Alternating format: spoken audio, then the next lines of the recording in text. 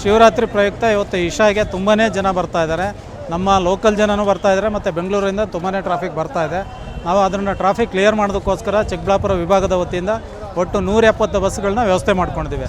ಆ 170 ಬಸ್ಸಿನಲ್ಲಿ 50 ಬಸ್ಸನ್ನು ಇಶಾಗೆ ಆಪ್ರೇಟ್ ಮಾಡ್ತಾಯಿದ್ದೀವಿ. ಇನ್ನು 50 ಬಸ್ಸನ್ನು ನಂದಿ ಮತ್ತು ನಂದಿ ಬೆಟ್ಟಕ್ಕೆ ಆಪ್ರೇಟ್ ಮಾಡ್ತಾಯಿದ್ದೀವಿ. ಮತ್ತು ಇನ್ನು 70 ಬಸ್ಸು ಬೆಂಗಳೂರಿಂದ ಡೈರೆಕ್ಟಾಗಿ ಇಶಾಗೆ ಬರೋದಕ್ಕೆ ನಾವು ವ್ಯವಸ್ಥೆ ಮಾಡ್ಕೊಂಡಿದ್ದೀವಿ. ಜನ ಈಗ ಆಲ್ರೆಡಿ ನಮಗೆ ಇಶಾಗೆ ಸುಮಾರು ಬೆಳಿಗ್ಗಿಂದ 80 ಟ್ರಿಪ್ಪು ಕಾರ್ಯಾಚರಣೆ ಆಗಿದೆ. 80 ಟ್ರಿಪ್ನಲ್ಲಿ ಒಂದು ಟ್ರಿಪ್ನಲ್ಲಿ 70 ಜನದಂಗೆ ಹೋಗಿದ್ರು ಸಹ ಸುಮಾರು 5,500ದಿಂದ 6,000 ಜನ ಈಗಾಗಲೇ ಹೋಗಿದ್ದಾರೆ. ಟ್ರಾಫಿಕ್ ಇನ್ನೂ ಸಂಜೆ ಮೇಲ್ಗಡೆ ಇನ್ನೂ ಹೆಚ್ಚಿನ ಟ್ರಾಫಿಕ್ನ ನಾವು ನಿರೀಕ್ಷೆ ಮಾಡಿದ್ದೀವಿ. ಎಷ್ಟೇ ಟ್ರಾಫಿಕ್ ಬಂದರೂ ಅಷ್ಟು ಟ್ರಾಫಿಕ್ನೂ ಸಹ ನಾವು ಯಾವುದೇ ತೊಂದರೆ ಆಗದಂಗೆ ಕಳಿಸ್ಕೊಡೋದಕ್ಕೆ ಬಸ್ಗಳ ವ್ಯವಸ್ಥೆ ಮಾಡ್ಕೊಂಡಿದ್ದೀವಿ. ಜನ ಯಾವ ಥರ ಹೆಚ್ಚಾಗ್ತಾ ಇದ್ದಾರೆ? ಜನಗಳು ಈಗ ಬೆಳಿಗ್ಗೆ ನಮಗೆ ಸ್ವಲ್ಪ ಟ್ರಾಫಿಕ್ ಕಡಿಮೆ ಇತ್ತು. ಮಧ್ಯಾಹ್ನ ಆಯ್ತಾ ಏನು ಜಾಗರಣೆಗೆ ಹೋಗುವಂಥ ಜನಗಳು ನಂದಿ ಭೋಗನಂದೀಶ್ವರ ಮತ್ತು ಇಶಾಗೆ ಎರಡು ಕಡೆಯೂ ಹೆಚ್ಚಿಗೆ ಆಗ್ತಾಯಿದೆ. ಬೆಂಗಳೂರಿಂದ ಬರೋ ಬಸ್ಗಳಲ್ಲಿ ತುಂಬಾ ಜನ ಬರ್ತಾ ಇದ್ದಾರೆ. ಬೆಂಗಳೂರಿಂದ ಈಗ ಬೆಳಿಗ್ಗೆಯಿಂದ ಇಲ್ಲಿವರೆಗೂ 37 ಬಸ್ಸು ಡೈರೆಕ್ಟಾಗಿ ಬೆಂಗಳೂರಿಂದ ಇಶಾಗೆ ಆಪ್ರೇಟ್ ಆಗಿದೆ.